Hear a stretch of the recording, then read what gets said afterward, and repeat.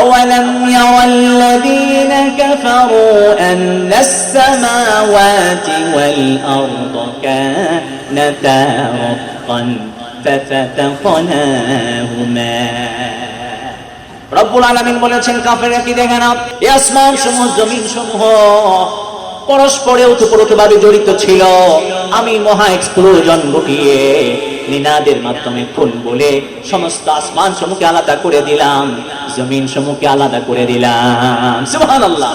ফলশ্রুতিতে গ্রহ নক্ষত্র আলাদা আলাদা হয়ে গেল, চন্দ্র সূর্য আলাদা আলাদা হয়ে গেল। সুবহানাল্লাহ বলেন। বিগ ব্যাং থিওরির কথা রব্বুল আলামিন বিফোর 1400 ইয়ার্স এগো 1400 বছর প্রাক্কালে কুরআন কারীমের মাঝে নিখুঁতভাবে তুলে ধরেছেন। সুবহানাল্লাহ বলেন। রব্বুল আলামিন কুরআন কারীমের মাঝে বলেছেন এই পৃথিবী রব্বুল আলামিন সৃজন করেছেন, সৃষ্টি করেছেন, একদিন তিনি ধ্বংস করে দেবেন, যার নাম হলো কিয়ামত। এই কিয়ামতের নাম দিয়েছে বিজ্ঞানীরা বিগ ক্রাশ। আল্লাহ রাব্বুল আলামিন বিগ ব্যাং উঠিয়েছেন, কোন বলে ফায়াকুন হয়ে গেল। আবার বিগ ক্রান্সের মাধ্যমে বিশ্ব ভুবনকে, মহাশূন্যকে, সমস্ত সৃষ্টিকুলকে যিনি ধ্বংস করে দেবেন, চিৎকার করে বলতে হবে তিনি কে।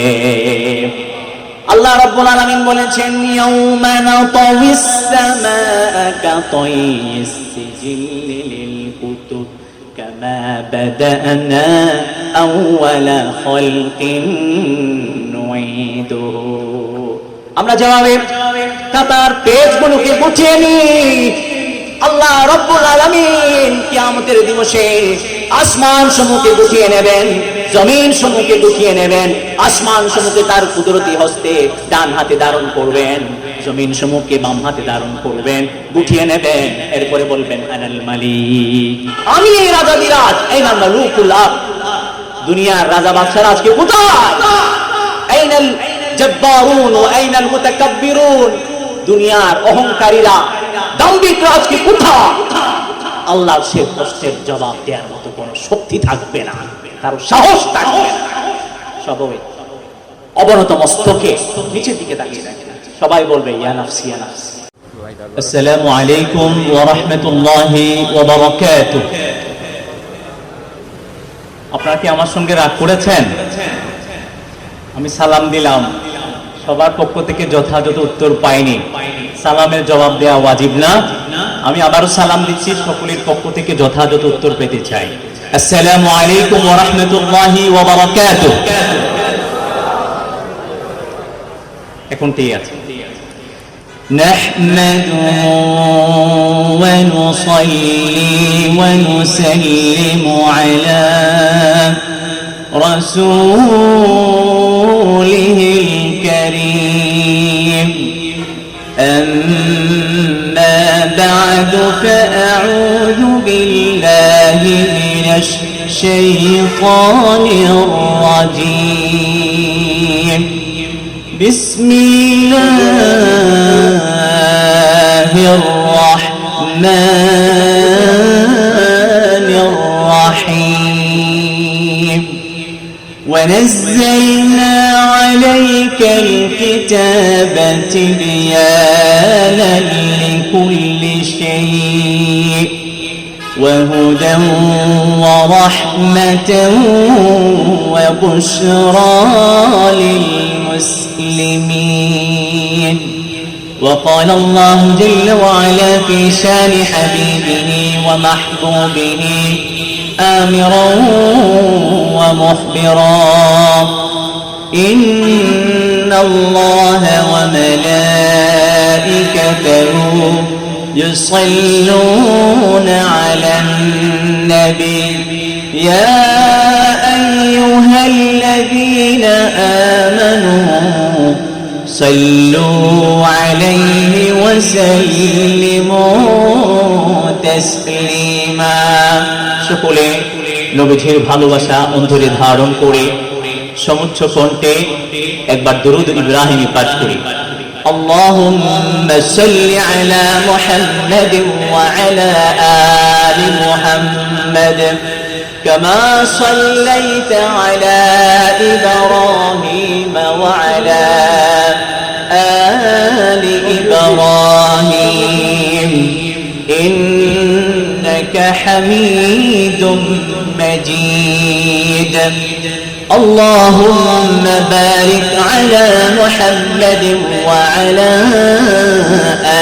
আলি মুহাম্মাদ কামা বারাকতা আলা ইব্রাহিম ওয়া আলা আলি ইব্রাহিম إنك حميد مجيد بلغ العلا بكماله كشف الدجى بجماله حسنت جميع خصاله صلوا عليه وآله بارك الله لنا ولكم في القرآن العظيم ونفعنا وإياكم بالآيات والذكر الحكيم কাঞ্চনাবাদ ইসলাম প্রচার সংস্থার উদ্যোগে আয়োজিত আজকের এই দ্বিতীয়তম বর্ণাঢ্য ইসলামী মহাসম্মেলনের সর্বশেষ অধিবেশনের সম্মানিত সুযোগ্য সভাপতি বিজ্ঞ উপস্থাপক ও মহাশ্রেষ্ঠ সন্তান হযরত উলামায়ে ইকরাম শ্রদ্ধাস্পদ মুরব্বিয়ানে আযম স্নেহস্পদ ব্রাদার ইসলাম দূর দূরান্ত থেকে আগত ধর্মপ্রাণ তৌহিদি জনতা প্রাণপ্রিয় শিক্ষিত সমাজসুধী সমাজ শ্রমিক বন্ধুগণ ব্যবসায়িক বন্ধুগণ সরকারি বেসরকারি সর্বস্তরের সম্মানিত দায়িত্বশীল বৃন্দ পর্দার আড়ালে থাকা সম্মানিতা শ্রদ্ধাস্পদা পর্দানশীলা মা ও বোনেরা স্নেহের ছোট ভাইরা সর্বোপরি আমাকে যারা শুনছেন আলোচনার প্রারম্ভে সূচনায় সকলকে জানাই হৃদ্যিক আন্তরিক মুবারকবাদ ও অভিনন্দন। সর্বপ্রথম সেই মহিয়ান গরিয়ান রব্বুল আলামিনের সমীপে কৃতজ্ঞতা জ্ঞাপন করছি, শুকরিয়া আদায় করছি, যিনি আমাদেরকে পার্থিব সকল ব্যস্ততা থেকে মুক্ত করে একটি কোরআনী বাগানে জান্নাতি উদ্যানে একত্রিত হয়ে কোরআন সুন্নাহ ভিত্তিক আলোচনা শ্রবণ এবং উপস্থাপনের তৌফিক দান করেছেন, আমাদেরকে সুস্থ রেখেছেন, ভালো রেখেছেন, অসংখ্য অগণিত নিয়ামত রাজি দ্বারা পরিপুষ্ট পরিবেষ্টিত করে রেখেছেন। সেই মহিয়ান গরিয়ান রব্বুল আলামিনের জন্য অন্তরে অন্তঃস্থল থেকে সমুচ্চ স্বরে একবার কালিমাতুশ শুকর আদায় করে বলছি আলহামদুলিল্লাহ। এই কোরআন আমরা সবাই মানি তো? এই কোরআন যেমন তেমন কোন গ্রন্থ নয়। পৃথিবীতে অসংখ্য অগণিত পুস্তিকা আছে, গ্রন্থাবলী আছে। সে সমস্ত পুস্তিকা গ্রন্থাবলীর সঙ্গে কি কোরআনের কোন তুলনা চলে? না। এই কোরআন কালামুল্লাহ, আল্লাহর কালাম। আমরা কথা বলি, আল্লাহও কথা বলেন। আমরা কথা বলি, আল্লাহ কথা বলেন। আমাদের কথা বলা, কথা বলতে পারা, এটি যেমন আমাদের সত্তাগত গুণবৈশিষ্ট্য, এই কালামুল্লাহ এটিও আল্লাহর সত্তাগত গুণবৈশিষ্ট্য এবং অংশ। সুবহানাল্লাহ বলেন। সেজন্য আল্লাহ যেমন অবিনশ্বর, এই কোরআনও অবিনশ্বর। আমরা দু চোখে যা যা কিছু দেখি কিংবা না দেখি, জানি কিংবা জানি না, আসমানের উপরে আসমানের নিচে, জমিনের উপরে জমিনের নিচে যা যা কিছু হতে পারে সমুদয় আল্লাহ কর্তৃক সৃষ্ট সৃজিত মাখলুক। এই কোরআন আল্লাহর সৃষ্ট মাখলুক নয়, এটি আল্লাহর সত্তাগত গুণবৈশিষ্ট্য।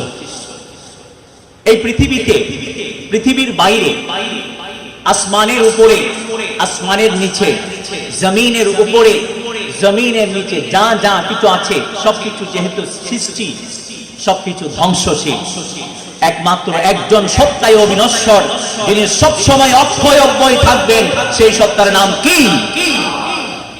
আল্লাহ রাব্বুল আলামিন সূরাতুর রহমানে বলেছেন, কুল্লু মান আলাইহা ফান ওয়া ইয়াবকা ওয়াজহু রাব্বিকা যুল জালালি ওয়াল ইকরাম। আল্লাহু আকবার। দরাদামে যা যা কিছু আছে সবকিছু ধ্বংসশীল, সবকিছু নশ্বর। একমাত্র একজন সত্তা, যিনি অবিনশ্বর, সব সময় অক্ষয় অব্যয় থাকবেন, সেই সত্তার নাম হলো আল্লাহ। আল্লাহ সবকিছুর স্রষ্টা, তিনি অবিনশ্বর। এরপরে এই কোরআন এমন একটি গ্রন্থ যে গ্রন্থের মাঝে কোন ধরনের সন্দেহ সংশয়ের লেশ মাত্র অবকাশ নেই। চিৎকার করে বলুন সুবহানাল্লাহ। আল্লাহ পাক রব্বুল আলামিন সূরাতুল বাকারার সূচনায় ইরশাদ করেছেন, যালিকাল কিতাবু লা রাইবা ফীহি হুদাল লিল মুত্তাকিন। This is the book. There is not any doubt, any confusion, which is a guidance for those who are muttaqin. এটি হলো এমন একটি গ্রন্থ যে গ্রন্থের মাঝে সন্দেহ সংশয়ের লেশ মাত্র অবকাশ নেই। যে গ্রন্থ হলো মুত্তাকিনদের জন্য হিদায়াত। সুবহানাল্লাহ।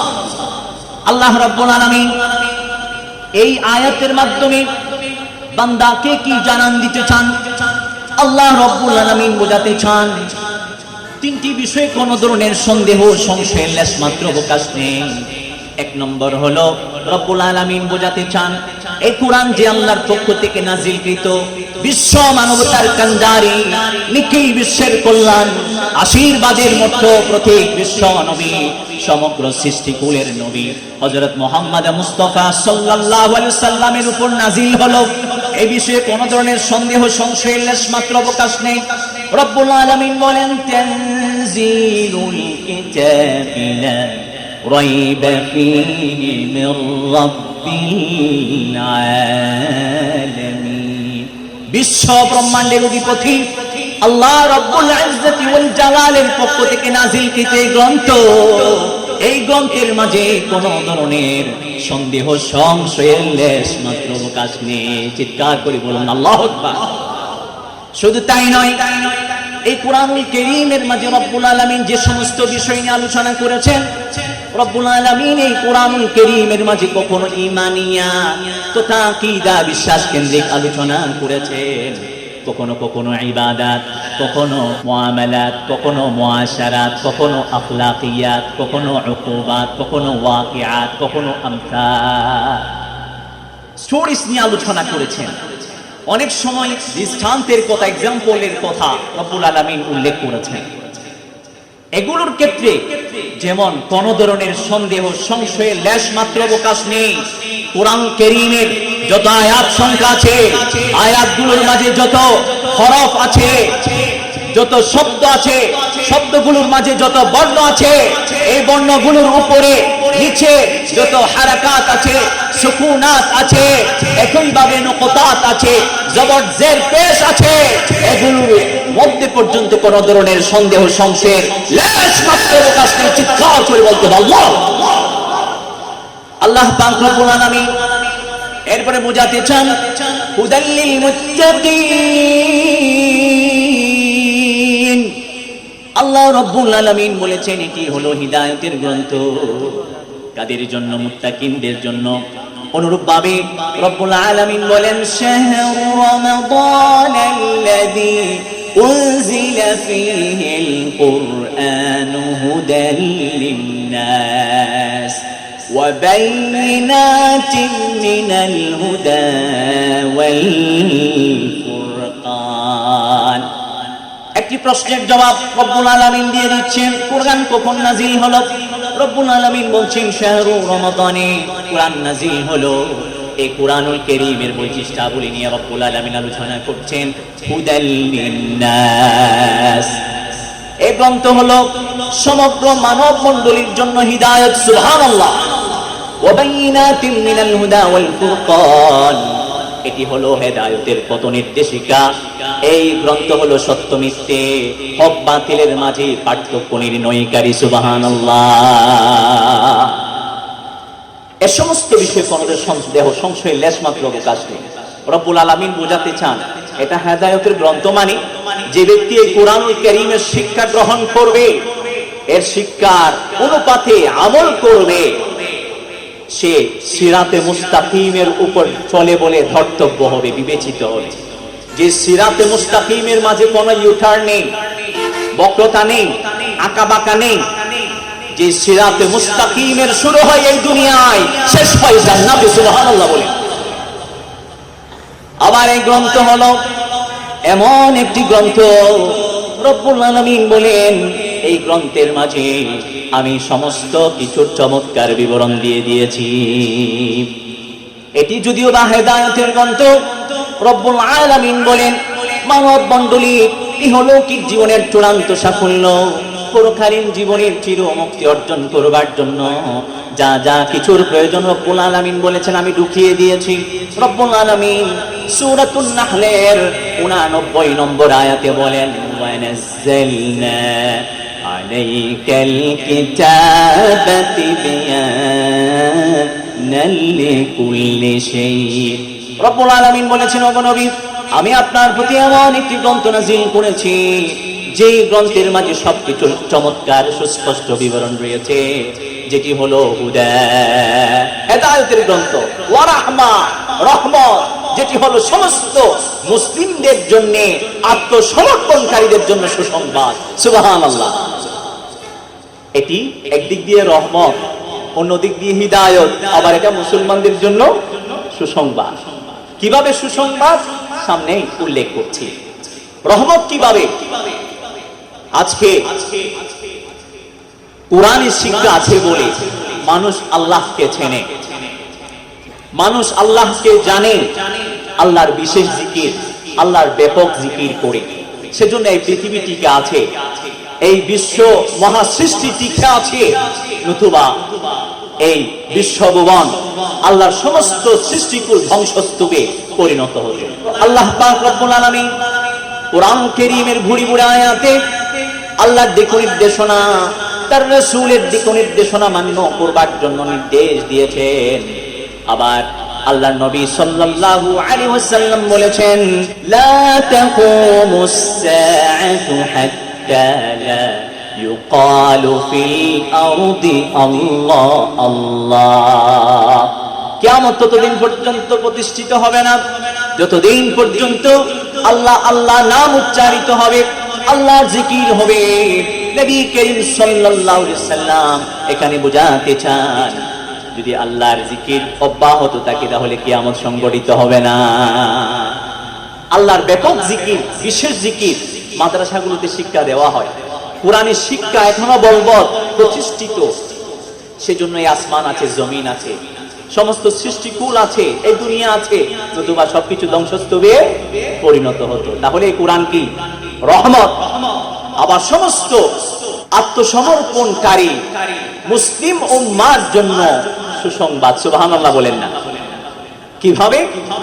যদিও বা কোরআন একটি হিদায়াতের গ্রন্থ, মানুষের ব্যক্তিগত জীবন, পারিবারিক জীবন, সামাজিক জীবন, রাষ্ট্রীয় জীবন, সর্বোপরি আন্তর্জাতিক জীবন গঠন করে পরিচালনা করার গ্রন্থ, সংসদ চালানোর গ্রন্থ, তৎসত্ত্বেও আল্লাহ রব্বুল আলামিন এই কোরআনুল কারীমের মাঝে যত কাইন্ডস অফ নলেজ আছে, যত ব্রাঞ্চেস অফ নলেজ আছে, জ্ঞানের প্রকার আছে, জ্ঞানের শাখা প্রশাখা আছে, সমুদয়কে ঢুকিয়ে দিয়েছেন। সুবহানাল্লাহ বলুন। Human embryology, cosmology, astronomy, botany, একইভাবে ফিজিক্স, কেমিস্ট্রি সহ, হিস্টোরি সহ, মেডিকেল সায়েন্স সহ, ওশানোগ্রাফি সহ যত কাইন্ডস অফ নলেজ আছে, যত ব্রাঞ্চেস অফ নলেজ আছে, এই কোরআনুল কারীমের মাঝে যিনি ঢুকিয়ে দিয়েছেন, চিৎকার করে বলতে হবে তিনি কে? আল্লাহ রাব্বুল আলামিন বলেন মা ফাররাতনা ফিল কিতাবি মিন শাই, we haven't omitted from the book anything. আমি কোরআনুল কারীমের মাঝে বিবরণ না দিয়ে কোনো কিছু ছাড়িনি, যা কিছু মানব মণ্ডলীর ইহলৌকিক জীবনের চূড়ান্ত সাফল্য, পরকালীন জীবনের চির মুক্তি অর্জন করবার জন্য প্রয়োজন, সমুদয়কে কোরআনুল কারীমের মাঝে যিনি ঢুকিয়ে দিয়েছেন তিনি কে? আল্লাহ চান কোন সর্বশিত পণ্ডিত, মহাজ্ঞানী যেন আল্লাহর কোরআনের সামনে পাণ্ডিত্য প্রদর্শন না করতে পারে। এই কোরআন তো আজকের জন্য না, 2050 সাল পর্যন্তর জন্য না, 2080 সালের পর্যন্তর জন্য না, এটা হচ্ছে কিয়ামত অবধির জন্য গ্রন্থ। এই গ্রন্থের মাঝে মানব জীবন ঘনিষ্ঠ সমস্ত সমস্যার সমাধান আছে। সুবহানাল্লাহ বলেন। এবং এটি সার্বজনীন গ্রন্থ, সর্বকালীন গ্রন্থ। এমন কখনো হয়েছে যে এক পাড়ায় একটা এমন মাসালা দেখা দিয়েছে, সেই মাসালার সমস্যার সমাধান কেউ দিতে পারছে না, ফলে মাসালা সমাধান নেবার জন্য সিঙ্গাপুর যেতে হয়েছে, ইউনাইটেড স্টেটস অফ আমেরিকা যেতে হয়েছে, কখনো ভারতে, পাকিস্তানে, কখনো না। জীবন ঘনিষ্ঠ সমস্ত সমস্যার সমাধানে কোরআনে আছে। এই কোরআনুল কারীমের ধারক বাহক উলামায়ে কেরাম যতদিন এখানে আছে এই জমিনে, কোথাও যেতে হবে না, সমাধানও এই জমিনে আছে। চিৎকার করে বলুন আল্লাহু আকবার। আমার ভাইরা, আমার বন্ধুগণ, এই কোরআন হলো এমন একটি গ্রন্থ, মানব মণ্ডলীর অলৌকিক জীবনের চূড়ান্ত সাফল্য, পরকালীন জীবনের চির মুক্তি অর্জন করবার জন্য যা যা প্রয়োজন সমুদয়কে রব্বুল আলামিন ঢুকিয়ে দিয়েছেন। এজন্য যত kinds of knowledge, branches of knowledge সবই এই কোরআনে আছে। কয়েকটি কথা এখানে স্পষ্ট করতে চাই, মনে রাখবেন। কোরআন এটা কোনো বৈজ্ঞানিক গ্রন্থ নয়, এটা হলো হিদায়াতের গ্রন্থ। তবে বৈজ্ঞানিক বিষয়গুলো এখানে ঢুকিয়ে দেওয়া হয়েছে। বিজ্ঞান কি সবসময় আমাদের জন্য খারাপ? না। বৈজ্ঞানিক যত ইনভেনশনস, আবিষ্কার আমরা আজকে গুড়ি গুড়ি ভোগ করে যাচ্ছি। আমরা জানি বর্তমান যুগ হচ্ছে আধুনিক যুগ। আধুনিক যুগ বর্তমান হলো আইসিটির যুগ, ইনফরমেশন কমিউনিকেশন টেকনোলজির যুগ। ডক্টর ম্যাকলুহান যে কনসেপশন দিয়েছে, পৃথিবীর মানুষ একটি গ্লোবাল ভিলেজে অবস্থান করা, অর্থাৎ পুরো পৃথিবীর সমস্ত মানুষ একই গ্রামে, ছোট্ট গ্রামে বসবাসরত মানুষের মতো। গ্লোবাল ভিলেজ, আন্তর্জাতিক গ্রাম, মানে একটি গ্রামে যারা বসবাস করে সবাই সমান তালে একই ধরনের সুবিধা ভোগ করে না করে। তিনি বলেন একটি সময় আসবে যখন গ্লোবাল ভিলেজ হবে, গ্লোবাল ভিলেজ হবে, পৃথিবীর সর্বস্তরের সর্বকোণের মানুষ, সর্বপ্রান্তরের মানুষ একই ধরনের সুবিধা লাভ করবে। আজকে আমরা করছি না? বিজ্ঞানের কল্যাণে আজকে আমরা মোবাইল পেয়েছি, আমরা স্যাটেলাইট পেয়েছি, প্লেন পেয়েছি, যাতায়াতের জন্য গাড়ি পেয়েছি, রেল পেয়েছি, যানবাহন পেয়েছি। এগুলোর কারণে আমাদের জীবন যাত্রা সহজ হয়ে গেল না? যদি না হতো তাহলে তো আমাদের জীবন চলত। তবে সহজ হলো কিভাবে? বিজ্ঞানের কারণে। তার মানে বিজ্ঞান সব সময় খারাপ না। সেজন্য কোরআন কারীমের বড়ি বড়ি আয়াতে রব্বুল আলামিন বিজ্ঞান চর্চার জন্য উদ্বুদ্ধ করেছেন।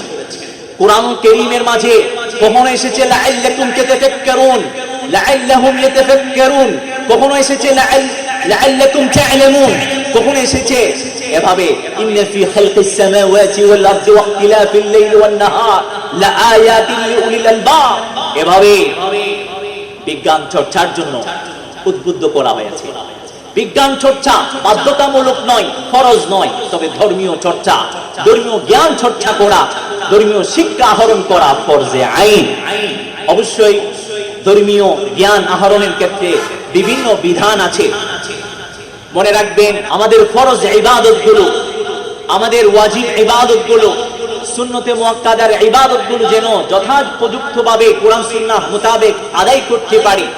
এবং আমরা ব্যবসায়ী হলে বা চাকরিজীবী হলে যেই বিষয় কেন্দ্রিক চাকরি বা যেই বিষয় কেন্দ্রিক ব্যবসা, সেই ব্যবসা চাকরি কেন্দ্রিক ইসলামের যে বিধিবিধান আছে সেগুলো জানা ফরজে আইন, প্রত্যেকের উপর ফরজ। তবে কোরআন কারীমের গভীর বুৎপত্তি অর্জন করা, আল আহাদিসুন নাবাবিয়ার গভীর বুৎপত্তি অর্জন করা সবার উপর ফরজে আইন নয়, তবে ফরজে কিফায়া। ফরজে কিফায়া, একটি দল যদি এই ফরজ বিধান আদায় করে নেয় সকলের পক্ষ থেকে আদায় হয়ে যাবে। জাগতিক শিক্ষার ক্ষেত্রে মনে রাখবেন কিছু এমন শিক্ষা আছে যেগুলো আহরণ করা ফরজ আলাল কিফায়া। যেমন মুসলিম উম্মার স্বার্থ সুরক্ষার জন্য শারীরিক শক্তি, সামরিক শক্তি সঞ্চয় করা ফরজে কিফায়া। একটি অংশকে মুসলমানদের সার্বভৌমত্ব সুরক্ষার জন্য, দেশ এবং সার্বভৌমত্ব সুরক্ষার জন্য সামরিক শারীরিক শক্তি সঞ্চয় করতে হবে। বাংলাদেশের পুলিশ বাহিনী, তারপর রেব বাহিনী, তারপর আর্মি, এরা এই দায়িত্ব পালন করে যাচ্ছেন। সেজন্য আমাদের কি করতে হচ্ছে না? আর না হয় ইসলামের সুরক্ষার জন্য, মুসলমানদের সুরক্ষার জন্য, কোরআন এবং হাদিসের সুরক্ষার জন্য এই জ্ঞান আহরণ করা ফরজ আলাল কিফায়া। এরপরে আপনি যদি গণিত না জানেন, আপনি উত্তরাধিকার বন্টন কিভাবে করবেন, মিরাজ বন্টন কিভাবে করবেন, গণিত জানতে হবে। যদি আপনি পলিটিক্যাল সায়েন্স, রাষ্ট্রবিজ্ঞান সম্পর্কে যদি আপনার সম্যক অবগতি না থাকে, তাহলে আপনি রাষ্ট্র কিভাবে পরিচালনা করবেন?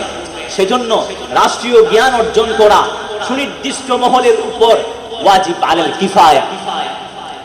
এরপরে যদি মেডিকেল সায়েন্স, ডাক্তারি নিয়ে, চিকিৎসাবিদ্যা নিয়ে যদি কেউই পড়াশোনা না করে, তাহলে মানুষ অসুস্থ হলে কার কাছে যাবে?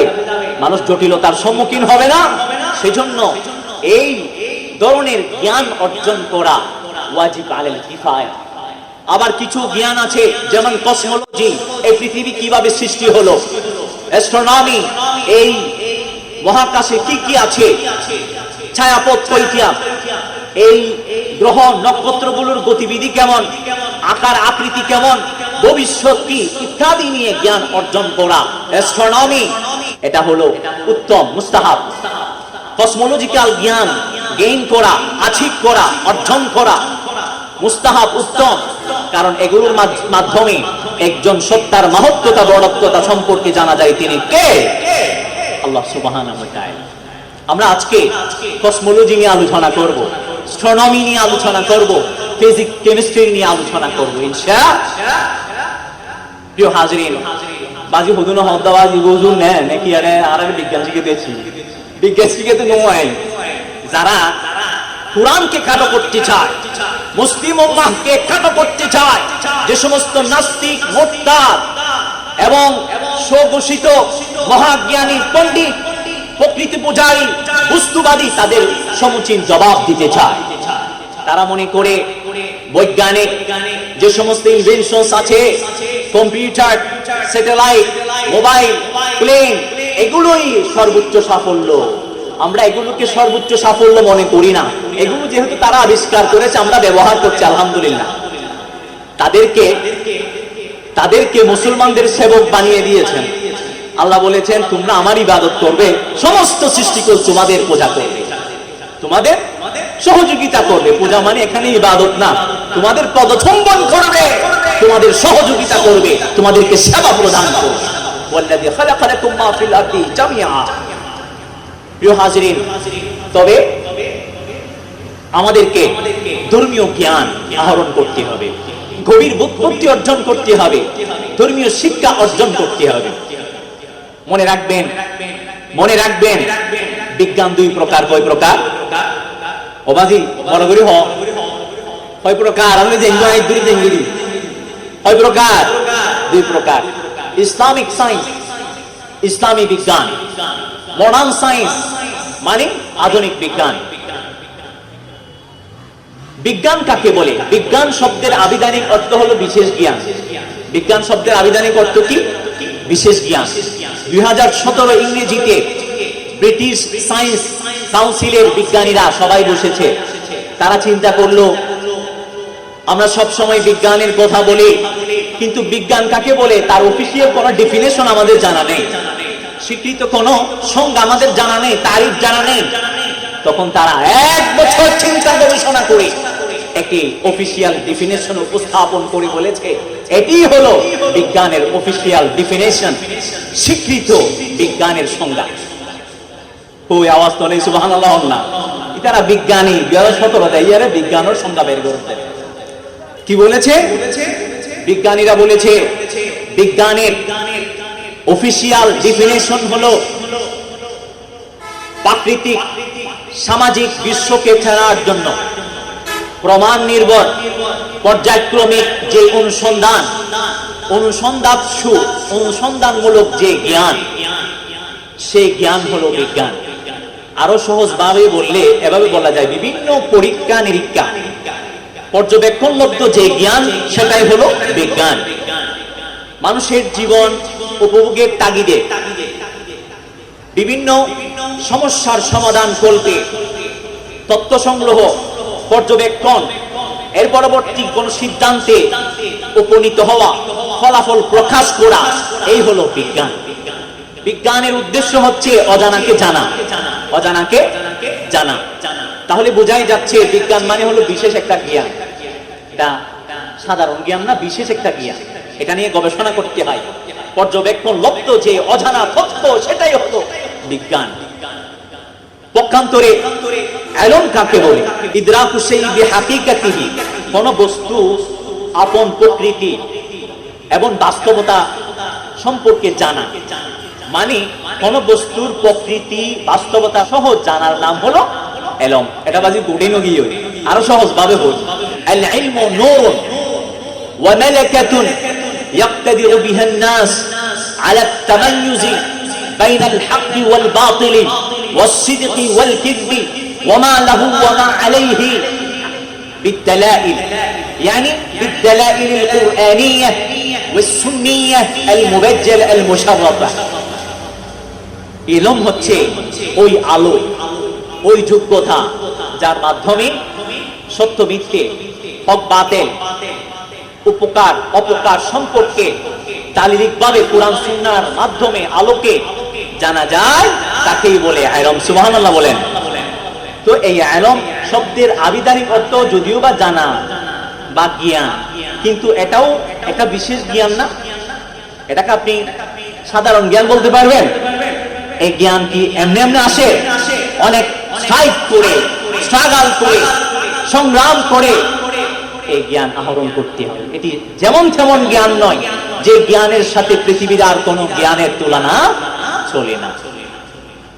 এই জ্ঞান হলো ইসলামিক বিজ্ঞান। প্রিয় হাজরিন, যদি এই ইসলামিক বিজ্ঞান আমরা ইলম বলে শেষ করে দিই, হবে না। ইসলামিক বিজ্ঞান ওয়েডেড, সম্প্রসারিত এবং ব্যাপৃত।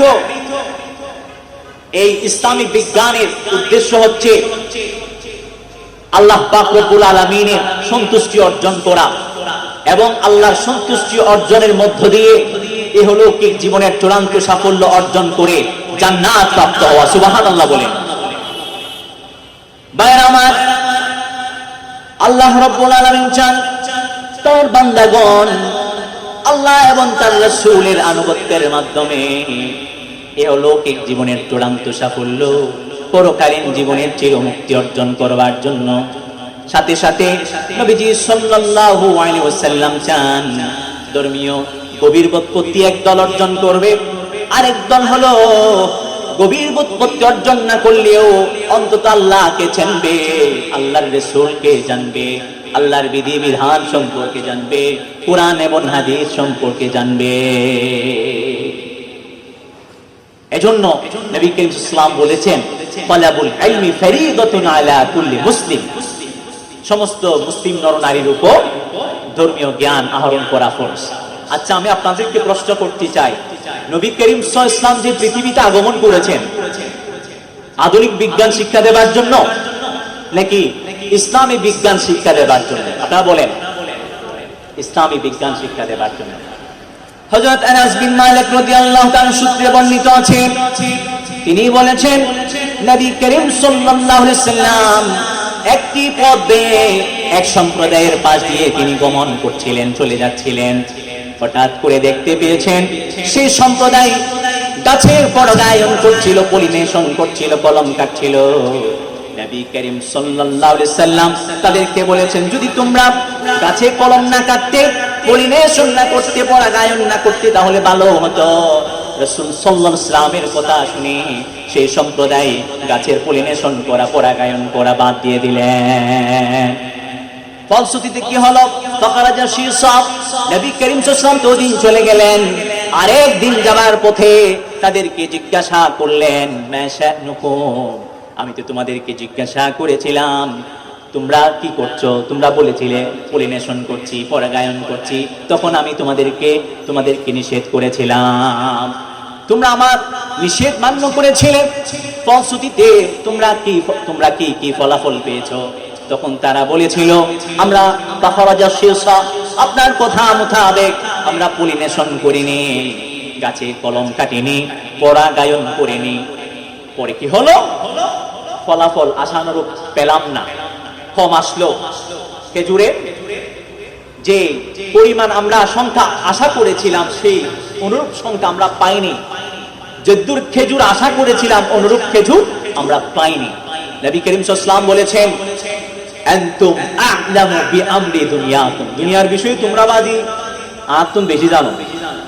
তবে মনে রাখবে, ইজা আমারতুম বিশাইইম মিন দীনিকুম, ধর্মীয় বিষয়ে যখন তোমাদেরকে আমি নির্দেশ দেব, তাহুযু বিহি, তোমরা তা দৃঢ় হস্তে হৃষ্ট চিত্তে গ্রহণ করবে। পক্ষান্তরে যখন ওয়াইদা আমারতুকুম বিশাইইম মিন দুনিয়াকুম, দুনিয়াবি পার্থিব কোন বিষয়ে যখন আমি তোমাদেরকে ইনস্ট্রাকশন দেব, নির্দেশ দেব, তখন তোমরা মনে রাখবে ফাইন্নামা আনা বাশার, আমি মানুষ হিসেবে দুনিয়ার বিষয়ে ভুল ত্রুটি করতেই পারি। আমি তো আর দুনিয়াতে বিজ্ঞান শিক্ষা দেওয়ার জন্য আসিনি, পার্থিব শিক্ষা প্রদান করবার জন্য আসিনি।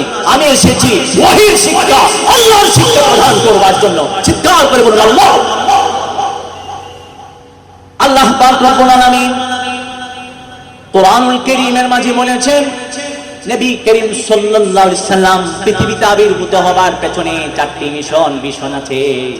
একটি হলো কোরআনুল কারীমের আয়াতগুলোকে তেলাওয়াত করে করে শোনানো, এরপরে হলো কোরআনুল কারীমের সাধারণ অর্থ, বিশেষ অর্থ, গভীর ব্যাখ্যা এবং সাধারণ ব্যাখ্যা সম্পর্কে মানুষকে অবহিত করা, এরপরে মানুষের আকীদা, বিশ্বাসকে, চিন্তা, চৈতন্যতাকে পরিশোধন করা, এরপরে ওয়াল হিকমা, 23 বছর জীবন জুড়ে কোরআনে কি বলা হয়েছে হাতে কলমে তা শিখিয়ে দেয়া। সুবহানাল্লাহ বলেন। এই চারটি মিশন নবী করিম সাল্লাল্লাহু আলাইহি ওয়াসাল্লাম যথাযথ পালন করেছিলেন। সেজন্য পৃথিবীর যত অন্ধকার এবং অজ্ঞতার যত তমাশচ্ছন্নতা, উর্মিমালাতা দূরীভূত হয়ে গেল। চতুর্দিকে কোরআন কারীমের আলো প্রজ্বলিত হলো, অন্ধকার বিদায় গ্রহণ করল। ये जहां दी राता हर तरफ जिहालती, ये जहां दी राता, যে কোরআন কারীমের আলো, এই আলোক দিয়ে তিনি পৃথিবীর যত অন্ধকার, অজ্ঞতার অন্ধকার সমুদয়কে তিনি দূরীভূত করেছিলেন। সুবহানাল্লাহ। আরেকটি কথা স্পষ্ট করতে চাই, মনে রাখবেন, বিজ্ঞানের কোন থিওরি ফাইনাল না। বিজ্ঞানের সবচেয়ে ফাইনাল থিওরি হলো, বিজ্ঞানের কোন থিওরি ফাইনাল না। পক্ষান্তরে কোরআন কারীমের যে কোনো থিওরি ফাইনাল, চূড়ান্ত। বিজ্ঞান এক সময় বলতো ক্যান্সারের কোনো অ্যানসার নেই, বর্তমান কি বলছে? ক্যান্সারের অ্যানসার আছে। আল্লাহ বলেছেন, আল্লাহ রোগ দিয়েছেন, রোগের চিকিৎসার যিনি ব্যবস্থা করেছেন তিনি কে? নবী করিম সাল্লাল্লাহু আলাইহি ওয়াসাল্লাম বলেছেন, ইন্নাল্লাহা আনজালা আদ-দা ওয়াদ-দাওয়া লিকুল্লি দাইন দাওয়া। নবী করিম সাল্লাল্লাহু আলাইহি ওয়াসাল্লাম বলেছেন, আল্লাহ পাক রব্বুল আলামিন রোগ দিয়েছেন, আবার রোগের চিকিৎসা দিয়েছেন। লিকুল্লি দাইন দাওয়া, প্রত্যেক রোগের চিকিৎসা আছে। সুবহানাল্লাহ বলেন। তাহলে বিজ্ঞান যে বলেছে ক্যান্সারের কোনো অ্যানসার নেই, এটা বেঠিক হলো না? বর্তমান চিকিৎসা বিজ্ঞান এটি প্রমাণ করেছে ক্যান্সারেরও অ্যানসার আছে, যদি প্রাথমিক পর্যায়ে হয়। এক সময় দেখবেন যখন চিকিৎসা বিদ্যা ইমপ্রুভ করবে, আরো বেশি প্রগ্রেস করবে, আরো বেশি উন্নতি, অগ্রগতি সাধন করবে, ক্যান্সারের অ্যানসার করা কোনো সমস্যার ব্যাপার হবে না। সুবহানাল্লাহ বলেন। এরপরে কোরআন কারীমে বলা হলো যে এই সূর্যও ঘুরে, দুনিয়াও ঘুরে, প্রত্যেকটা নক্ষত্র গ্রহ আপন আপন কক্ষপথে প্রদক্ষিণ করে সাঁতার কাটে। কুল্লুন ফি ফালাকি ইয়াসবাহুন। বিজ্ঞান প্রথমত বলল যে সূর্য ঘুরে, পৃথিবী ঘুরে না। পরে ইনভেস্টিগেশন করে তথ্য আউট করলো, না, সূর্য ঘুরে, দুনিয়া ঘুরে। মাঝখানে বলেছিল শুধু দুনিয়া ঘুরে, সূর্য ঘুরে না। সর্বশেষে এসে বলতেছে সূর্যও ঘুরে, দুনিয়াও ঘুরে। তাহলে কিসের সাথে মিলে গেল? কোরআনুল কারীমের সঙ্গে মিলে গেল। আল্লাহ রাব্বুল আলামিন সূরা ইয়াসিনে বলেছেন, ওয়াশ-শামসু তাজরি লিমুস্তাকাররিন লাহা যালিকা তাকদীরুল আজিজিল আলীম। রব্বুল আলামিন বলেছেন, সূর্য আপন কক্ষপথে ঘোরাফেরা করে তার লক্ষ্যস্থানের দিকে সূর্য দৌড়ায়। আর এটা হলো পরাক্রমশালী সর্বজ্ঞ আল্লাহ রব্বুল ইজ্জতি ওয়াল জালালের সিদ্ধান্ত। সুবহানাল্লাহ বলে। একইভাবে রব্বুল আলামিন বলেছেন কুল্লুন ফি ফালাকি ইয়াসবাহুন। সুবহানাল্লাহ বলে। আল্লাহ বলেছেন প্রত্যেকটা গ্রহ নক্ষত্র আপন আপন কক্ষপথে বিচরণশীল, ঘুরে প্রদক্ষিণ করে। সুবহানাল্লাহ বলেন। তাহলে বিজ্ঞান যা বলেছে কোরআনের সঙ্গে মিলে যাচ্ছে। কেন কেন মিলে যাচ্ছে? বিজ্ঞান প্রথম যা বলেছে ফাইনাল ছিল না, সেজন্য কোরআনের সঙ্গে মিলেনি। পরবর্তী যখন বৈজ্ঞানিক তত্ত্ব, থিওরি, ইনফরমেশনস, ডিসক্রিপশনস যখন সত্য হলো, ট্রুথফুল হলো, ফাইনাল হলো, তখন কোরআনের সঙ্গে মিলে গেল। তাহলে সর্বশেষে বলতে চাই, বিজ্ঞানের কোন থিওরি ফাইনাল না, তবে যেই থিওরি আসলে সত্য সেটি চূড়ান্ত, সেটি কোরআনের সঙ্গে মিলে যাবে। কোরআনের সঙ্গে বৈজ্ঞানিক যে তথ্যই মিলে যাবে, বুঝতে হবে সেই তত্ত্ব সফল, সেই তত্ত্ব চূড়ান্ত। সুবহানাল্লাহ বলেন। ভাইরা আমার, আল্লাহ পাক রব্বুল আলামিন কোরআনুল হাকীমের মাঝে বৈজ্ঞানিক বিভিন্ন তত্ত্ব সম্পর্কে আলোচনা করেছেন, কসমোলজির কথা বলেছেন। এই মহাবিশ্ব কিভাবে সৃষ্টি হলো, এই আসমান জমিন এভাবে আলাদা আলাদা ছিল না, গ্রহ নক্ষত্র সমূহ আলাদা আলাদা ছিল না, চন্দ্র সূর্য আলাদা আলাদা ছিল না। একটি গ্যাসীয় নীহারিকায় এই আসমান সমূহ, জমিন সমূহ ওতপ্রোতভাবে জড়িত ছিল। যত গ্রহ নক্ষত্র আছে, এই সূর্য, এই চন্দ্র সমুদয় সেই নীহারিকায় পুঞ্জীভূত ছিল, যেটিকে বিজ্ঞান নাম দিয়েছে big bang theory. Big bang থিওরির কথা আপনারা জেনেছেন, শুনেছেন কখনো? এই শিক্ষিত সমাজ, তোমরা কথা বলো না রে। বিগ ব্যাং থিওরির কথা শুনেছ? বিগ ব্যাং থিওরি মানে মহানিনা, মহা এক্সপ্লোশন, মহা বিস্ফোরণ, বিকট শব্দ।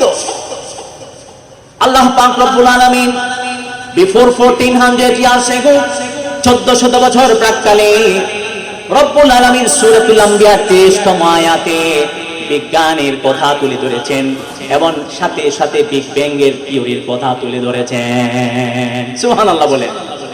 أولم ير الذين كفروا أن السماوات والأرض كانتا رتقا ففتقناهما। রব্বুল আলামিন বলেছেন কাফেররা কি দেখে না, এই আসমান সমূহ, জমিন সমূহ ওতপ্রোতভাবে জড়িত ছিল। এই আসমান সমূহ, জমিন সমূহ পরস্পরে ওতপ্রোতভাবে জড়িত ছিল। আমি মহা এক্সপ্লোশন ঘটিয়ে নিনাদের মাধ্যমে খুন বলে সমস্ত আসমান সমূহকে আলাদা করে দিলাম, জমিন সমূহকে আলাদা করে দিলাম। সুবহানাল্লাহ। ফলশ্রুতিতে গ্রহ নক্ষত্র আলাদা আলাদা হয়ে গেল, চন্দ্র সূর্য আলাদা আলাদা হয়ে গেল। সুবহানাল্লাহ বলেন।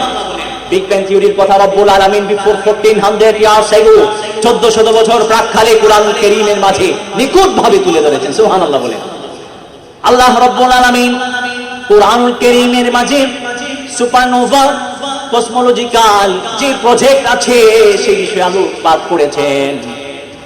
মহাবিশ্ব সৃষ্টির পর থেকে বিজ্ঞানীরা বলছেন পরপর ক্রমান্বয়ে সম্প্রসারিত হচ্ছে। অথচ 1400 বছর আগে রব্বুল আলামিন সূরাতুল যারিয়াতে তুলে ধরেছেন এই তত্ত্ব। ওয়াস-সামাআ বানাইনাহা বিআইদিন ওয়া ইন্না লামুসিউন। আল্লাহ বলেছেন আমি আমার কুদরতি হস্তে, আমার শক্তি কাটিয়ে মহাবিশ্ব সৃষ্টি করেছি, আসমান সৃষ্টি করেছি। এগুলো দিন দিন সম্প্রসারিত হচ্ছে। এক্সপেনশন অফ ইউনিভার্স, পৃথিবীর যে সম্প্রসারণ তথ্য কোরআন কারীমের মাঝে রব্বুল আলামিন 1400 বছর আগে তুলে ধরেছেন নিখুঁত ভাবে। সুবহানাল্লাহ বলতে ইচ্ছে করে না? এগুলো বছরের পর বছর, যুগের পর যুগ ইনভেস্টিগেশন করে, রিসার্চ করে বিজ্ঞানীরা বের করেছেন। ভাইরা আমার, আবার মহাবিশ্বের মাঝে মহাশূন্যের মাঝে একটি ব্ল্যাক হোল আছে, যেই ব্ল্যাক হোলের রেঞ্জে যদি কোনো একটি নক্ষত্র চলে আসে, মুহূর্তের মাঝে সেই ব্ল্যাক হোলের মাঝে ওই নক্ষত্র দৃশ্য হয়ে যায়।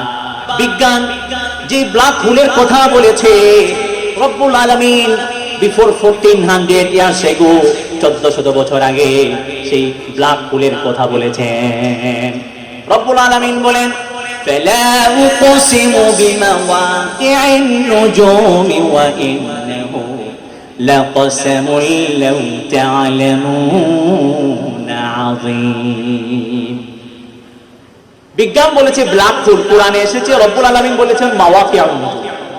রব্বুল আলামিন বলছেন আমি মাওয়াকি'ুন নুজুম তথা গ্রহ নক্ষত্র বিলুপ্ত হয়, পতিত হয় এমন স্থান সমূহের, অর্থাৎ ব্ল্যাক হোল সমূহের আমি শপথ গ্রহণ করছি, আমি কসম খাচ্ছি, শপথ খাচ্ছি। একইভাবে রব্বুল আলামিন কুরআনুল কারীমের মাঝে বলেছেন এই পৃথিবী রব্বুল আলামিন সৃজন করেছেন, সৃষ্টি করেছেন, একদিন তিনি ধ্বংস করে দেবেন, যার নাম হলো কিয়ামত। এই কিয়ামতের নাম দিয়েছে বিজ্ঞানীরা বিগ ক্রাশ। আল্লাহ রাব্বুল আলামিন বিগ ব্যাং উঠিয়েছেন, কোন বলে ফায়াকুন হয়ে গেল। আবার বিগ ক্রান্সের মাধ্যমে বিশ্ব ভুবনকে, মহাশূন্যকে, সমস্ত সৃষ্টিকুলকে যিনি ধ্বংস করে দেবেন, চিৎকার করে বলতে হবে তিনি কে। আল্লাহ রাব্বুল আলামিন বলেছেন ইয়াউমা নাতাউইস সামাআ কাতাইস সিজিল্লি লিল কুতুব কামা বাদানা আউওয়ালা খালকিন নুঈদুহু। আমরা যেভাবে খাতার পেজগুলোকে গুছিয়ে নিই, আল্লাহ রাব্বুল আলামিন কিয়ামতের দিবসে আসমান সমূহকে গুছিয়ে নেবেন, জমিন সমূহকে গুছিয়ে নেবেন। আসমান সমূহকে তার কুদরতি হস্তে ডান হাতে ধারণ করবেন, জমিন সমূহকে বাম হাতে ধারণ করবেন, গুছিয়ে নেবেন। এরপরে বলবেন আনাল মালিক, আমি এই রাজা বিরাজ। আইনাল মালুকুল আরদ, দুনিয়ার রাজা বাদশারা আজকে কোথায়? আইনাল জব্বারুন ওয়া আইনাল মুতাকাব্বিরুন, দুনিয়ার অহংকারীরা, দাম্ভিকরা আজকে কোথায়? আল্লাহর সে প্রশ্নের জবাব দেওয়ার মতো কোনো শক্তি থাকবে না, কারো সাহস থাকবে না। সবাই অবনত মস্তকে নিচের দিকে তাকিয়ে থাকে, সবাই বলবে ইয়া নাফসি ইয়া নাফসি। বলে আমরা বহুত দিন মানুষের উদ্দেশ্য জুলুম করছি, মানুষের উদ্দেশ্যে অন্যায় করছি, লুটে পড়ে খেয়েছি। আজকে আল্লাহর সেই প্রশ্নের জবাব দেওয়া, সেই জবাব আমাদের জানা নাই। সুবহানাল্লাহ বলে। ভাইরা আমার, তাহলে বোঝা যাচ্ছে যে কসমোলজির কথা বিজ্ঞানীরা আজকে বলছে, বিফোর 1400 ইয়ার্স এগো, 1400 বছর আগে রব্বুল আলামিন সেই কসমোলজির কথা নিখুঁতভাবে তুলে ধরেছেন। প্রিয় হাজিরিন, এরপরে মনে রাখবেন হিউম্যান এমব্রিওলজি, ভ্রূণ তত্ত্ব। আমরা দুনিয়াতে কিভাবে আসলাম? বাবার বীর্য থেকে, ঠিক কিনা? এর বাইরে কেউ এসেছেন? কেউ আদম আলাইহিস সালাম আছেন নাকি এখানে? ঈসা আলাইহিস সালাম আছেন নাকি? তারা তো বাবার বীর্য থেকে আসেন, সরাসরি আল্লাহর নির্দেশে তারা আত্মপ্রকাশ করেছেন, সৃষ্টি লাভ করেছেন। সুবহানাল্লাহ বলেন। ভাইরা আমার, বাবার যে স্পার্ম, যে বীর্য, এই বীর্যের একটি সামান্য তুচ্ছ থেকে তুচ্ছ, ছোট্ট থেকে ছোট্ট কণা আমি আর আপনি।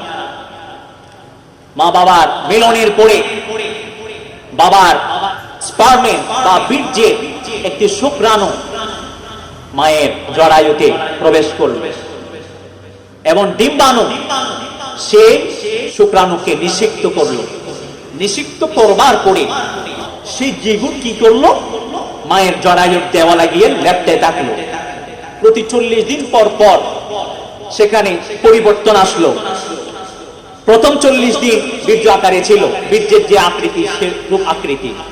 এরপরে সেটি রক্তপিণ্ডে পরিণত হলো। এরপরে সেটি 40 দিন পর মাংসের পিণ্ডে পরিণত হলো। অপর আবার 40 দিন পরে সেই মাংসপিণ্ডে রব্বুল আলামিন অস্থির পিণ্ড তথা হাড় গুড় দিয়ে দিলেন। এরপরে আরো 40 দিন অতিক্রান্ত হবার পরে সেখানে রব্বুল আলামিন চামড়া চামড়া এবং গোশত প্রদান করলেন। আরো 40 দিন অতিক্রান্ত হবার পরে রব্বুল আলামিন রূহের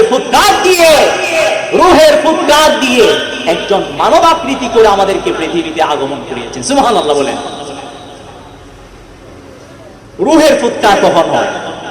রূহের ফুৎকার হয় যখন বাচ্চা 4 মাসের আগে ভ্রূণ আকৃতিতে ওখানে থাকে, তখনই আল্লাহর পক্ষ থেকে রূহের ফুৎকার হয়। 4 মাস যখন হয়ে যাবে এরপরে ভ্রূণ হত্যা করা মহাপাপ, এরপরে ভ্রূণ হত্যা করা যাবে না। 4 মাসের আগে যদি আপনার কোনো ডাক্তার বলে যে কোনো সমস্যা হতে পারে মায়ের, তখন আপনি চাইলে এটাকে আউট করতে পারেন। অবাজি আবার আর সমালোচনা লোক দিনবাজি ফতুয়ার কিতাব উত্তম হইতে 4 মাসের আগে পারিবে যে জটিল সমস্যা তাহলে তোবা থাকতেন। যখন ওই ভ্রূণের রূহ ফুৎকারিত হয় তখন থেকে 4 মাস 10 দিন থেকে সে একজন পরিপূর্ণ মানুষ। আমাকে আপনাকে যেভাবে হত্যা করা যাবে না, সেই ভ্রূণকেও হত্যা করা যাবে না। আল্লাহ সেই ভ্রূণ অবস্থায় মায়ের পেটে মানুষের অধিকারকে প্রতিষ্ঠা করে দিয়েছে, তার বেঁচে থাকার অধিকার দিয়েছে। সেই অধিকারকে হরণ করার সুযোগ এবং অবকাশ কারণে এসেছে।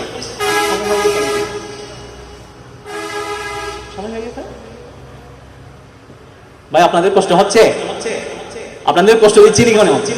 অনেকে মনে হয় মন খারাপ করে বসে আছেন চতুর্দিকে, দূরের দিকে আপনারা কি মন খারাপ করে বসে আছেন? যখন আপনাদের শুনতে ইচ্ছে হবে আমাকে বলে দিবেন, শেষ, আপনি শেষ করেন, আমি শেষ করে দিব, ঠিক আছে ইনশাআল্লাহ? আপনাদের এনার্জি আছে তো ইনশাআল্লাহ? একবার তাকবীর দেয়া যাবে ইনশাআল্লাহ? উচ্চ কণ্ঠে একবার তাকবীর দেব, যেন তন্দ্র অথবা যে ঘুম ঘুম ভাব তা যেন লেজ গুটিয়ে পালাতে বাধ্য হয়, ঠিক আছে কিনা? আমি লিল্লাহি তাকবীর বলবো, আপনারা সবাই বলবেন আল্লাহু আকবার, ঠিক আছে? লিল্লাহি তাকবীর, আলহামদুলিল্লাহ। আরো বড় আজ আরেকবার বলি, লিল্লাহি তাকবীর। अर्दो समा को जिसने बनाया, जीनो इंसान को जिसने बसाया, पर्दाए आदम का जिसने हटाया, सारे जहां को जिसने सजाया, ला इलाहा इल्लल्लाह,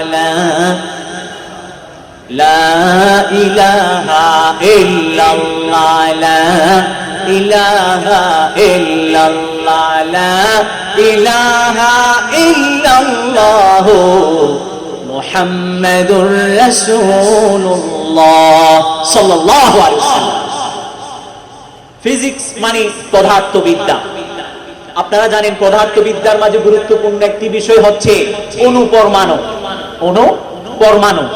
অণুপরমাণুর কথা কুরআনুল কারীমের মাঝে 1400 বছর আগে যিনি বলেছেন তিনি কে?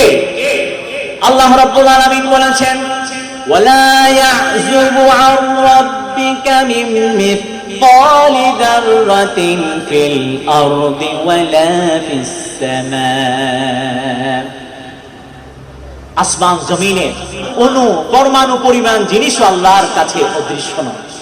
সবকিছু ফি কিতাবিন মুবিন, সুস্পষ্ট গ্রন্থ লাওহে মাহফুজে কুরআনে যিনি লিখে রেখেছেন আল্লাহ সুবহানাহু ওয়া তাআলা। এই এখানে যাররা শব্দ এসেছে, যাররা মানে কি? অণু। আবার যাররা অণু, অণুকে যদি আপনি বাক করতে করতে এমন একটা পর্যায়ে নিয়ে যান যখন দৃষ্টিগোচর হয় না, দেখা যায় না, তখন হয় পরমাণু। এই পরমাণুর কথাও কোরআনে আছে। যাররা, অণু, পরমাণু উভয়টা বোঝানোর জন্য রব্বুল আলামিন বুঝিয়েছেন, উল্লেখ করেছেন।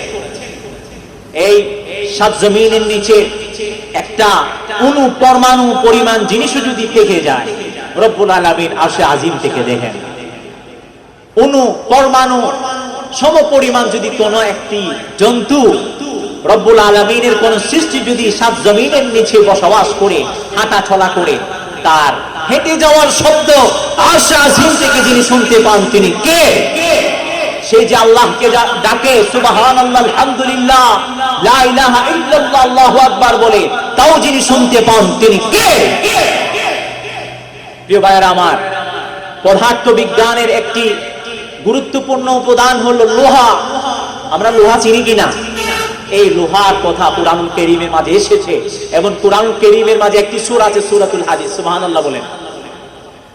وأنزلنا الحديد فيه بأس شديد ومنافع للناس। রব্বুল আলামিন বলেছেন, আমি লোহাকে অবতীর্ণ করলাম। এই লোহা হলো খুবই শক্তিশালী জিনিস, এবং এতে মানুষের কল্যাণ রয়েছে। সুবহানাল্লাহ বলেন।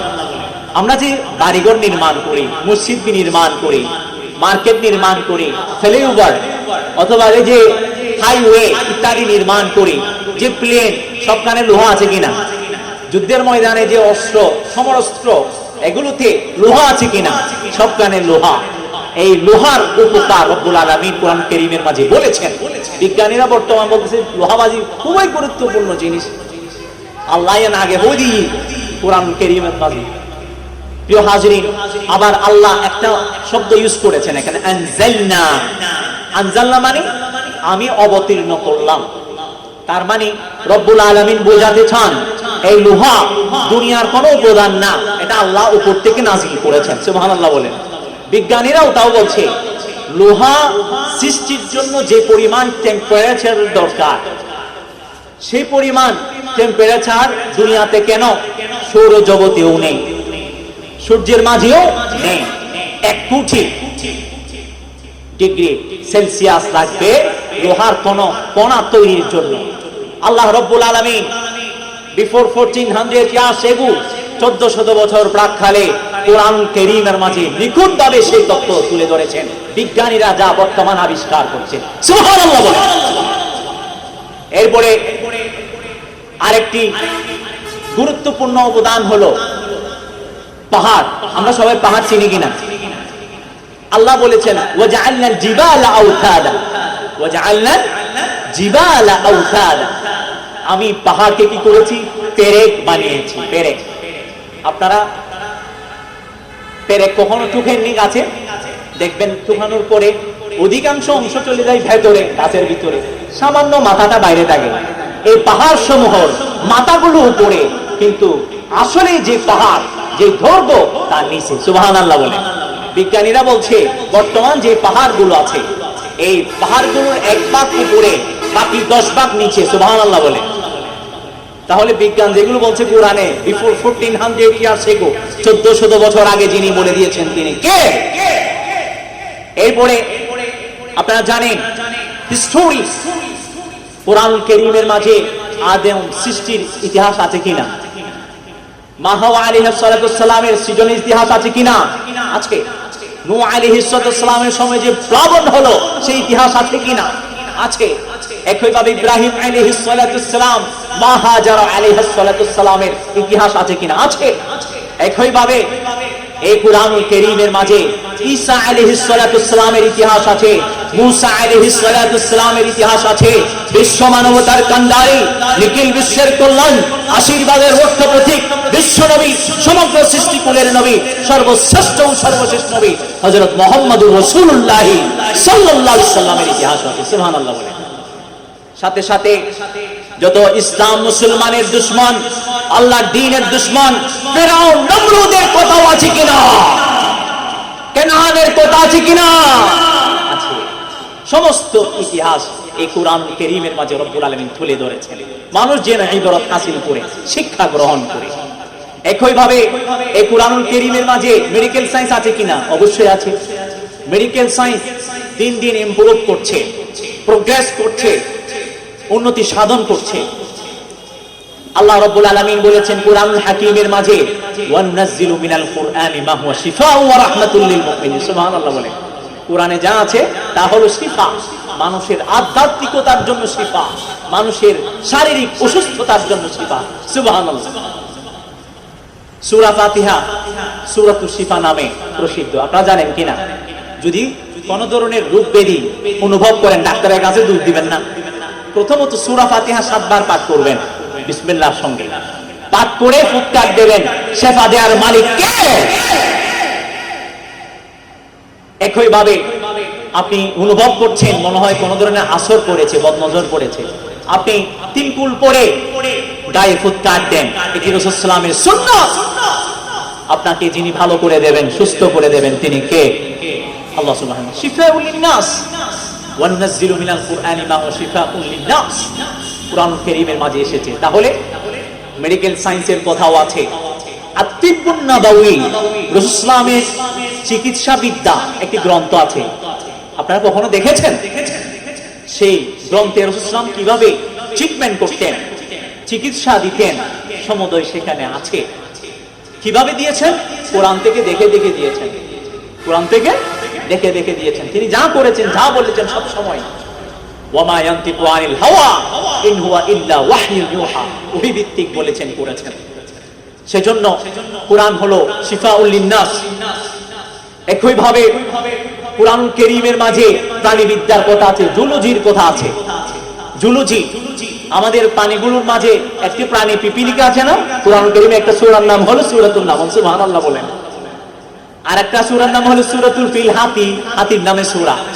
আরেকটি সূরা হলো সূরাতুল বাকারা, গাভীর নামে সূরা। এভাবে অনেক জন্তুর নামে সূরা আছে।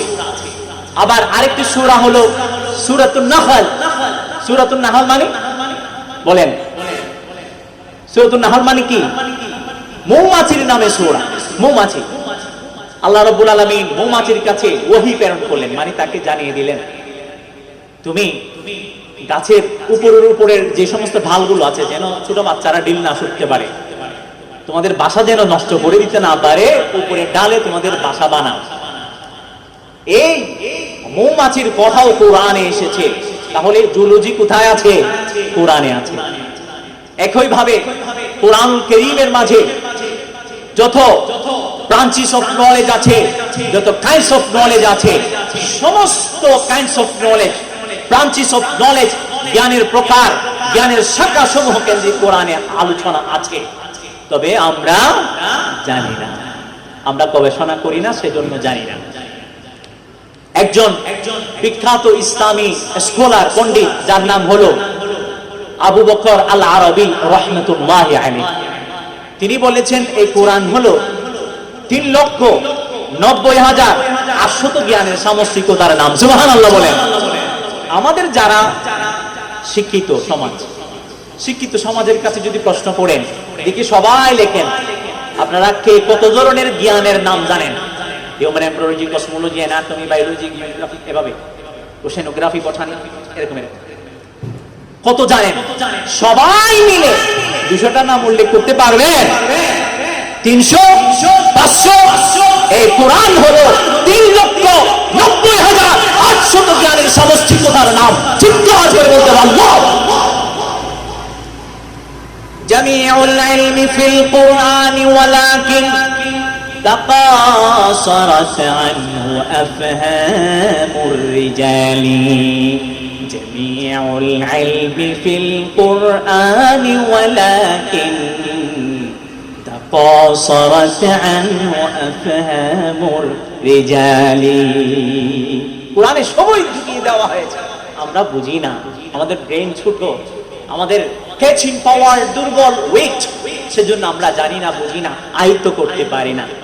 প্রিয় হাজিরিন, তাহলে আমাদের মাঝে স্পষ্ট হয়ে গেল 1400 বছর আগে কোরআনুল কারীমের মাঝে যে সমস্ত বৈজ্ঞানিক তত্ত্বগুলো তুলে ধরা হয়েছে, সেগুলো বর্তমান যে সমস্ত বৈজ্ঞানিক তত্ত্ব আছে, যদি সেগুলো চূড়ান্ত হয়, সেগুলো কোরআনের সঙ্গে ম্যাচ হয়ে যায়। আর যেই তত্ত্ব, বৈজ্ঞানিক তত্ত্ব কোরআনের সঙ্গে ম্যাচ হয়ে যায়, সেই তত্ত্ব চূড়ান্ত, সেখানে কোনো ভেজাল নেই।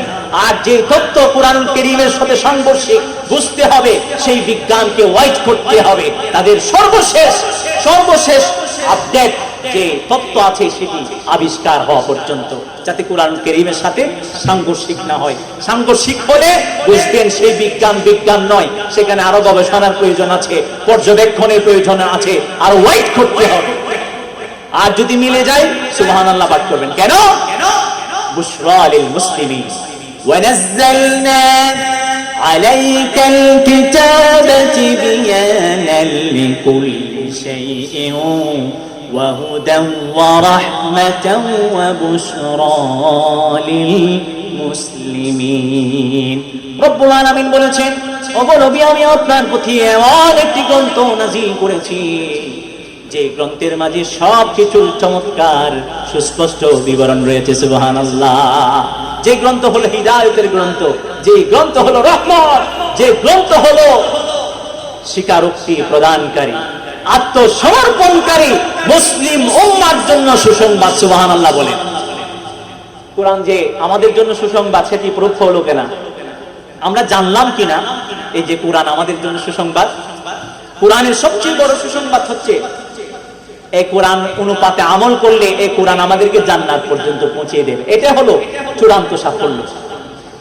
আল্লাহ রাব্বুল আলামিন কুরআনুল হাকীমের মাঝে বলেন, ফামান যুহযিহা আনিন নারি ওয়া উদখিলাল জান্নাতা ফাকাদ ফাজ ওয়া মাল হায়াতুদ দুনিয়া ইল্লা মাতাউল গুরুর। যাকে জাহান্নাম থেকে মুক্তি প্রদান করা হলো, জান্নাতে প্রবিষ্ট করা হলো, সেই চূড়ান্তভাবে সফল হয়ে গেল।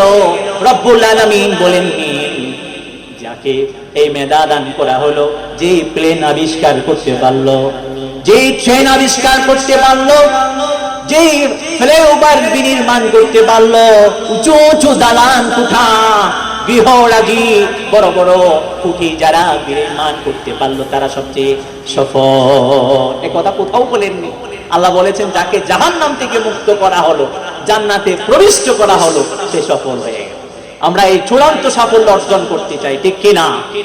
এই চূড়ান্ত সাফল্য অর্জন করতে চাইলে অবশ্যই 8টি কুরআন কারীমের হক আছে। কয়টি হক?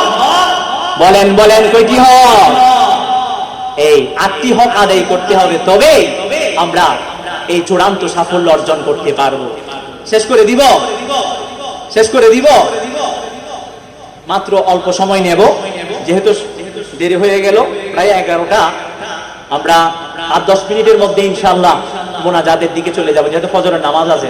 ওয়াজিং কিনলে ফজরের নামাজ হলে 5 ওয়াক্ত নামাজ ফরজিয়াত যত আছে না আদায় করি ফেললে, ওয়াজিবা জিন আছে না আদায় করি ফেললে, পুরো রাত যদি আমি ওয়াজ করলাম, অনরাও নিলেন, যদি হুজুম গেই হইরি অনুরে নসেক্টুম না সামনে ছাড়ি গেলিম, তো মোনাজাত ছাড়ি গেলি অনুরে কোন কিল্লি গে কইদি ইনকে আর বদিন হদা হদি না।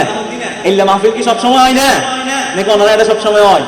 আর এটা হয় বছরে একবার, যে একবার হবু এই একবার শুনতুন চাকরি না, আর উগ্র মানুষের নড়ি। সুবহানাল্লাহ। এলে উড়ন যেত না। আর সারি দিয়ে কিলে জানোর না, সব কাজের তাইতারে নাকি প্রস্তাব দিচ্ছি, নাকি আবার বাতু মুজম্বরের সারি নদীলে আবার আর আল্লাহ নদরিব না, আনলে দরিলা হবে শক্তি আতুন আসত। আলহামদুলিল্লাহ। প্রিয় হাজরিন, কুরআন কারীমকে যে বা যারা অবহেলা করবে, রব্বুল আলামিন কুরআনুল কারীমের মাঝে বলেছেন তাদের 2টি শাস্তি। 1 নাম্বার হলো পার্থিব জীবনে এবং কবরের বরজখী জীবনে তাদের জীবন হবে সংকীর্ণ। এই পার্থিব জীবনে তাদের অঢেল ধন সম্পদ থাকতে পারে, তবে তারা শান্তি কি জিনিস, স্বস্তি কি জিনিস তা বুঝবে না, অনুধাবন করতে পারবে না।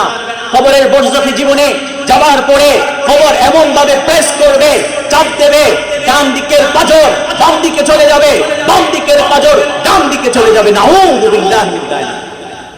একইভাবে কিয়ামতের দিবসে অন্ধ করে আল্লাহ উত্থিত করবেন যে বা যারা কোরআনের হক আদায় করবে না, কুরআন কারীমের প্রতি অবহেলা প্রদর্শন করবে, আল্লাহ রাব্বুল আলামিন অন্ধ করে তুলবেন।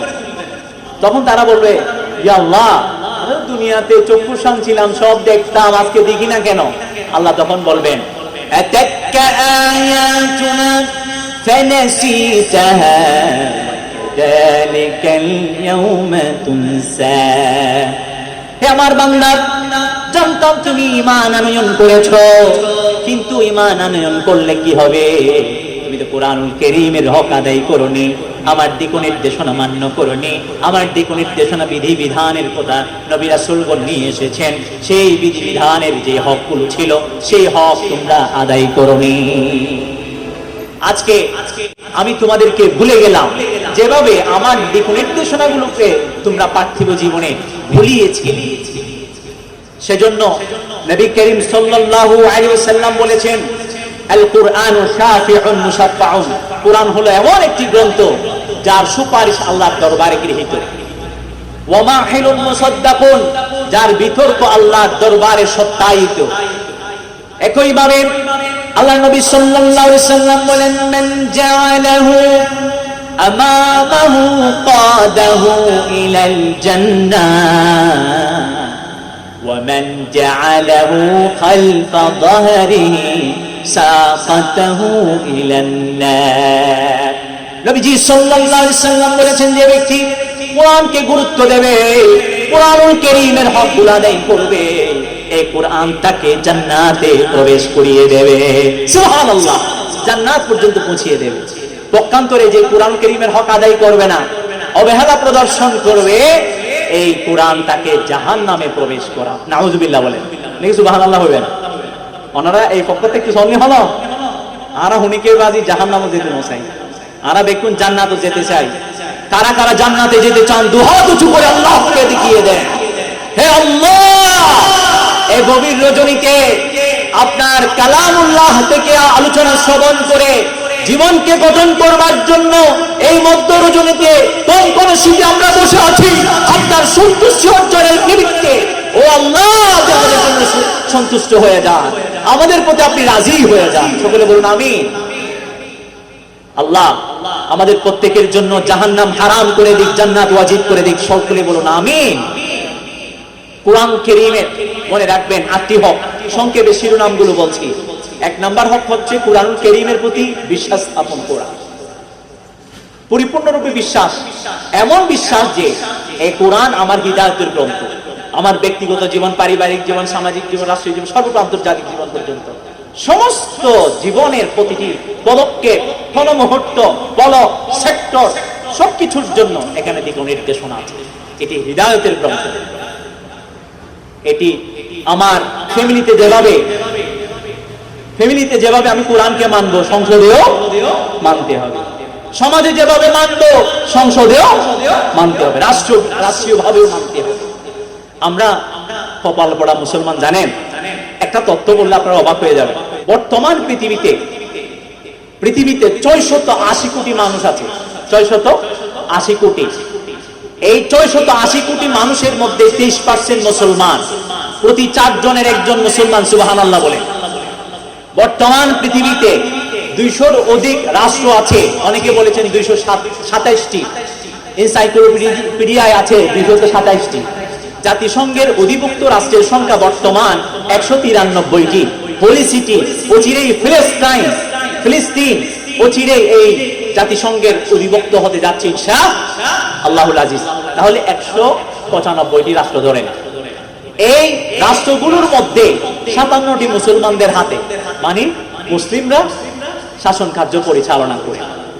এই ইন্দোনেশিয়া থেকে নিয়ে সেই তুরস্ক, মরক্কো পর্যন্ত মুসলমানদের আয়তন, মুসলমানদের ভরি ভরি বসবাস আছে, দীপ্তপদা ঝরনা আছে। একইভাবে পৃথিবীর যত ধন সম্পদ, এই ধন সম্পদের 60% মুসলমানদের হাতে। 60% মুসলমানদের হাতে। বাঙালি ভাষায় বলি 60% মুসলমানদের হাতে।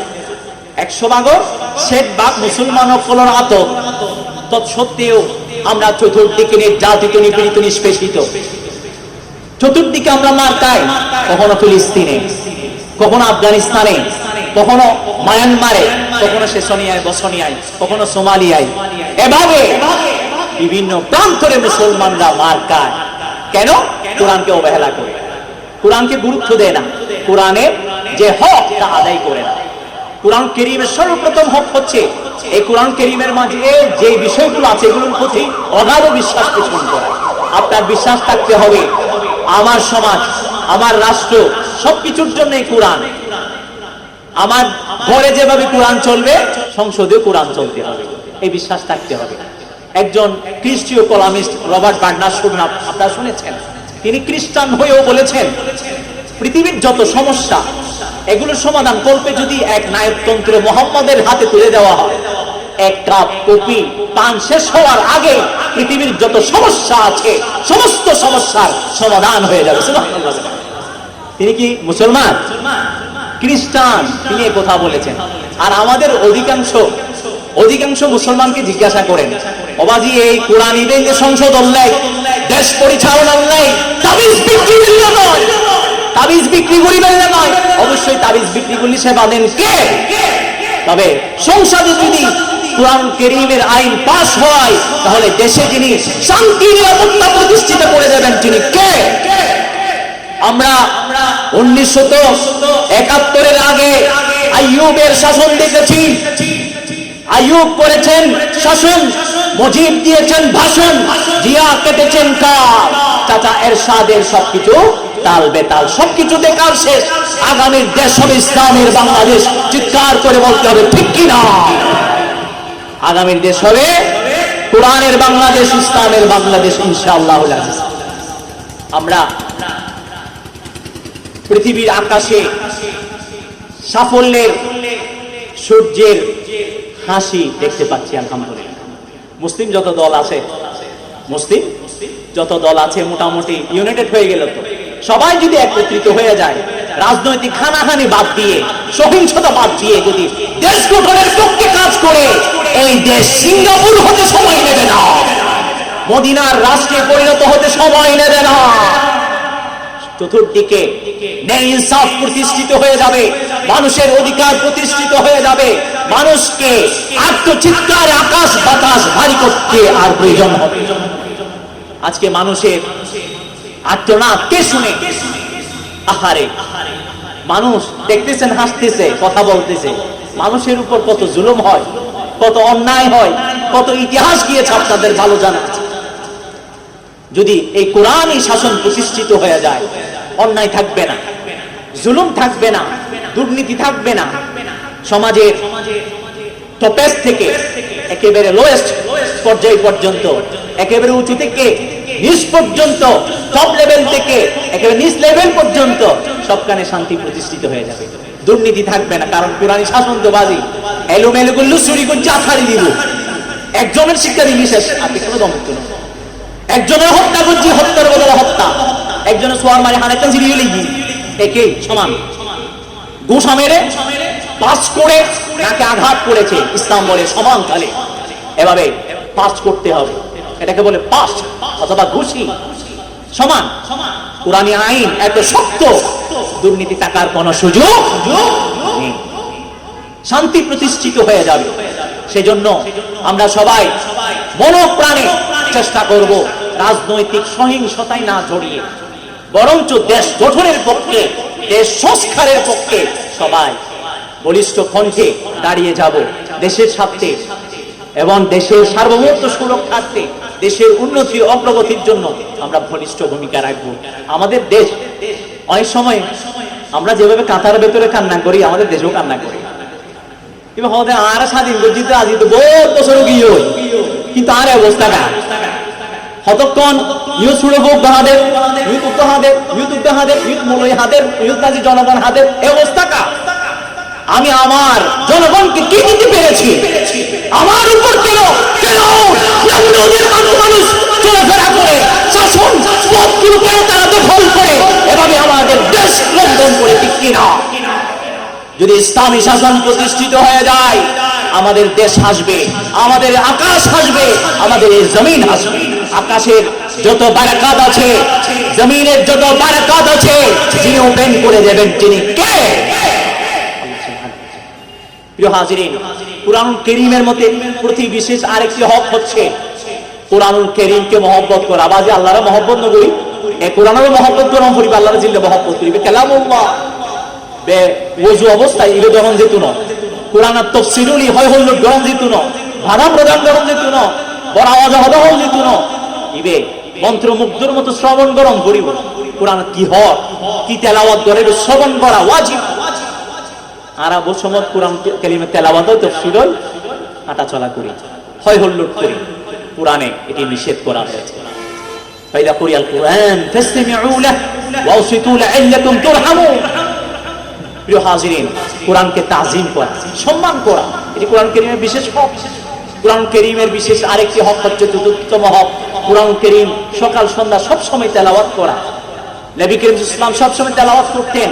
তিনি বলেছেন ওয়া উমিরতু আন আকুনা মিনাল মুসলিমিন ওয়া আন আতলুয়াল কুরআন, আমি আল্লাহর পক্ষ থেকে মুসলিম হতে এবং কোরআন কারীম তেলাওয়াত করতে আদিষ্ট। যেখানে রাসূলকে আদেশ করা হলো ওয়ারাতিলিল কুরআন তারতিলা, সেখানে আমরা কোথায়? আমরা কোরআন কারীমকে ঘর সাজানোর জন্য, বুককেস সাজানোর জন্য রেখে দিই ঘরে। অথবা মানুষ যদি জিজ্ঞাসা করে বাজি তুমি মুসলমান নে, ও বাজি আমি মুসলমান, আর ঘরে কোরআন তো আছে তো, কিন্তু দেখা গেল কিন্তু তেলাওয়াত রিসাইটিং আমরা করি না। প্রিয় হাজরিন, এটি কোরআন কারীমের বিশেষ হক, কোরআন তেলাওয়াত করা।